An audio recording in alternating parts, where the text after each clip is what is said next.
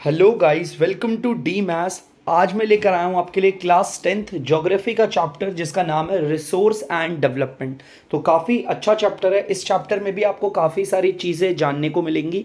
तो चलिए स्टार्ट करते हैं इस चैप्टर को। इसका सबसे पहला सवाल, what is the job of a stapler. बेटा स्टैपलर का मतलब जो स्टैपलर जॉब होती है, स्टैपलर ना एक काम है। ये क्या काम है, कैसी जॉब है बेटा, मैं आपको बताता हूँ।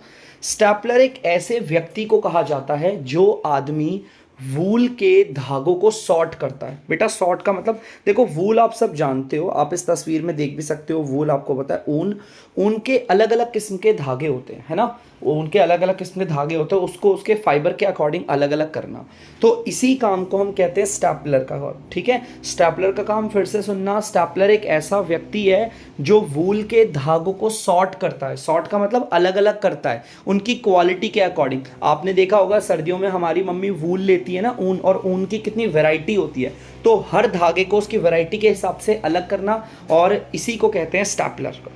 ठीक है बच्चे।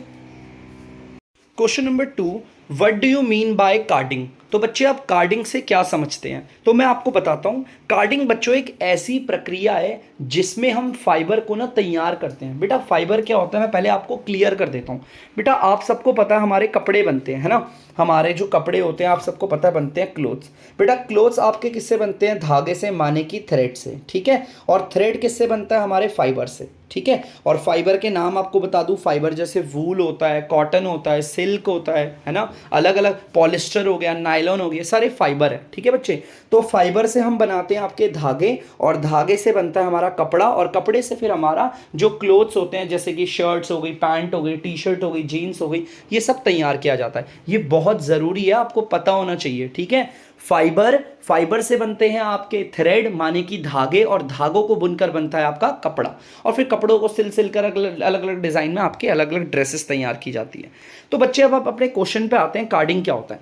बेटा कार्डिंग में क्या होता है, कार्डिंग एक ऐसी प्रक्रिया है जिसमें ना हम कपड़े को ना धागे बनाने, मतलब फाइबर का धागे बनाने से पहले, देखो हमारे पास फाइबर है, और फाइबर से धागा बनाने से पहले हम उसे थोड़ा तैयार करते हैं, थोड़ा सा ना उसे प्रिपेयर किया जाता है। ठीक है, आप इस मशीन में देख सकते हो जैसे कि ये धागे बन रहे हैं, जैसे पतले पतले लंबे लंबे धागे बन रहे हैं। और इन धागों बनाने से पहले आपको कोई मशीन दिख रही होगी जिसमें ऐसे कपड़े को ना, ऐसे सॉरी फाइबर को तैयार किया जा रहा है। ठीक है, तो याद रखना, आपके धागे बनाने की प्रक्रिया स्पाइनिंग होती है। तो हमारा धागा बनाने से पहले जो हमारा वूल तैयार किया जाता है, इस प्रक्रिया को हम कहते हैं आपका कार्डिंग। Question number 3, name the two most dynamic industry in Britain in the early 19th century.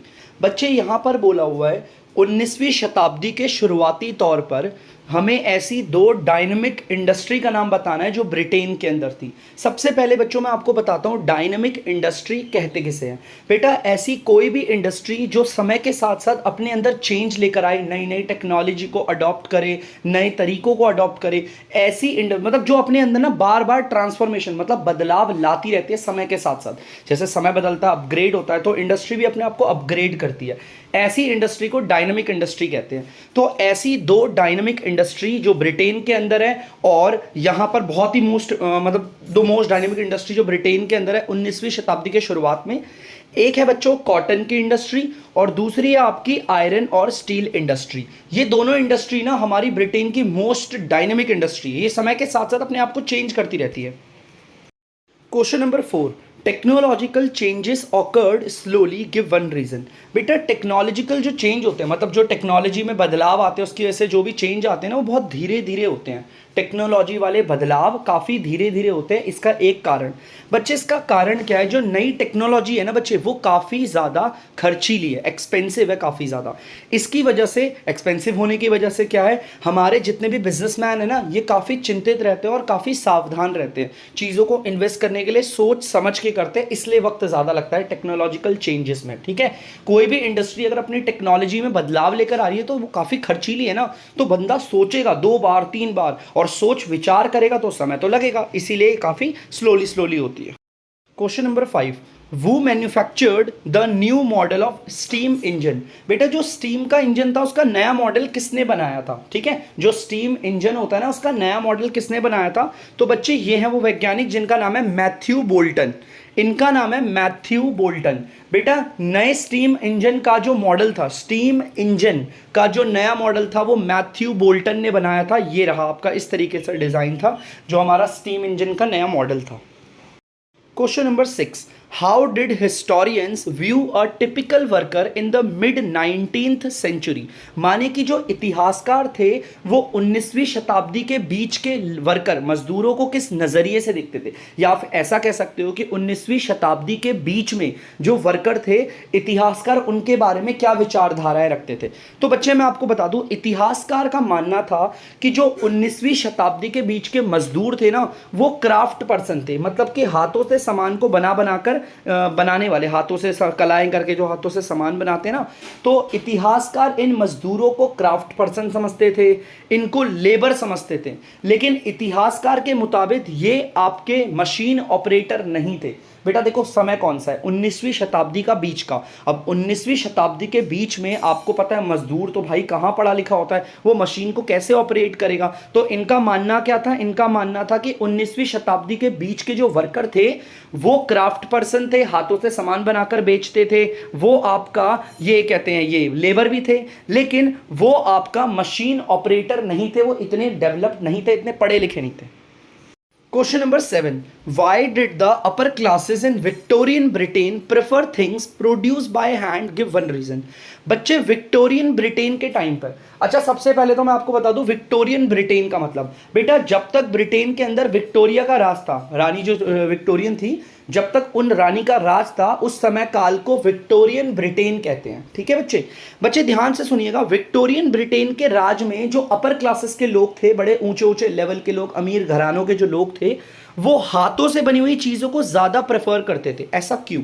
तो बच्चे मैं आपको बताऊं, विक्टोरियन ब्रिटेन के समय पे, मतलब कि जब ब्रिटेन के अंदर विक्टोरियन रानी का राज था, उस समय पर जितने भी अपर क्लासेस के लोग थे ना, शाही घराने के लोग, वो हाथों से बनी हुई चीजों को इसलिए ज्यादा प्रेफर करते थे क्योंकि ये हाथों से बनी हुई चीजें ना रिफाइनमेंट और क्लास शो करती थी। मतलब भाई इनके घर में हाथों से बनी हुई चीजें, अमीर लोग हैं, मतलब ऐसा माना जाता था वहां पर कि हाथों से बनी हुई चीजें बड़े शाही घराने के लोग खरीदते हैं। मतलब जैसा आपको पता है ना आजकल आईफोन का ट्रेंड है कि भैया इसके पास आईफोन है, पक्का ये बहुत अमीर होगा। वैसे ही उस वक्त पे क्या था बच्चों, ये था कि यार अगर हैंडमेड आइटम्स हमारे घर में होंगे तो इसका मतलब हमारा क्लास दिखेगा कि हम कितने अपर क्लास के लोग हैं, हम हाथों से बने हुए सामान को खरीदते हैं, क्योंकि हाथों से बने हुए सामान थोड़े महंगे मिलते थे। ठीक है।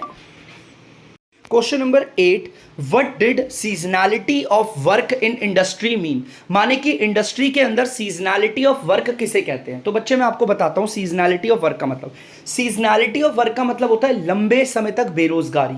भाई देखो आप इस तस्वीर में देख सकते हो ये कितना उदास है, क्योंकि इसे भी इंडस्ट्री के अंदर सीजनैलिटी ऑफ वर्क का शिकार बनना पड़ा है। भाई इंडस्ट्री के अंदर कभी कभी क्या होता है ना, लंबे समय तक लोगों को काम नहीं दिया जाता, इसे कहते हैं सीजनैलिटी ऑफ वर्क, लंबे समय तक बेरोजगारी। अब इससे क्या होता है, देखो मैं आपको बताता हूं होता कैसे शुरू है। सबसे पहले इंडस्ट्री में बहुत काम होता है, और बहुत काम होता है, काफी बिजी होते हैं, सारे वर्कर को काम मिलता है, सब अपना अपना काम करते हैं दबा के। मगर जैसे ही ये बिजी पीरियड खत्म हुआ, इसके बाद दोबारा से सारे गरीब रोड पे उतर आते हैं। भाई हर किसी का होता है, इसे सीजनल अनएम्प्लॉयमेंट भी कहते हैं। क्लास 9th में हम लोगों ने पढ़ा था, मतलब कि मौसमी बेरोजगारी।